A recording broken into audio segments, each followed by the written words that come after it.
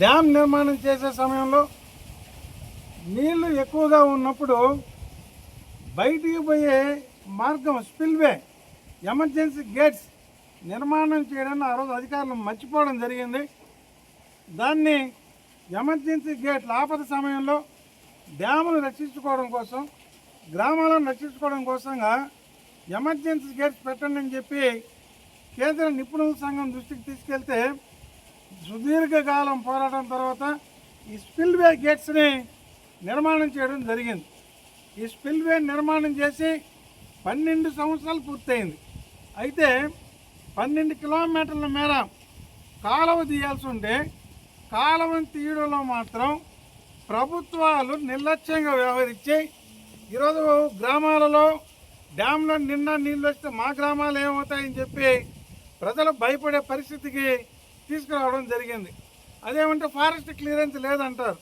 స్పష్టంగా ఒకటి చెప్తా ఉన్నా, చెన్నై బెంగళూరు హైవే పలమనేరు అడవి మార్గంలో 7.1 కిలోమీటర్లు పోతూ ఉంది.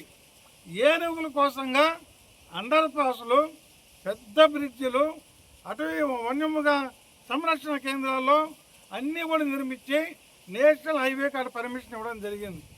ఈ మానవులు కూడా ఒక రకమైన జీవులని గుర్తించడంలో ఫారెస్ట్ అధికారులు నిర్లక్ష్యంగా వ్యవహరిస్తున్నారు. మేము స్పష్టంగా డిమాండ్ చేస్తున్నాం, మనుషులు బాగుంటేనే అటవీ సంపద కూడా బాగుంటుంది, వన్యమృగాలు కూడా బాగుంటాయి, ఏనుగులు బాగుంటాయి, పశువులు బాగుంటాయి, అందరూ బాగుంటారు. ప్రత్యేకంగా మేము డిమాండ్ చేసేది అన్కండిషనల్గా ప్రజలకు ఏం అవసరమైతే వాటిని చట్టానికి అతీతంగా అయినా సరే, చట్టాలు మార్చైనా సరే యుద్ధ ప్రాతిపదికన చర్యలు చేపట్టాలి.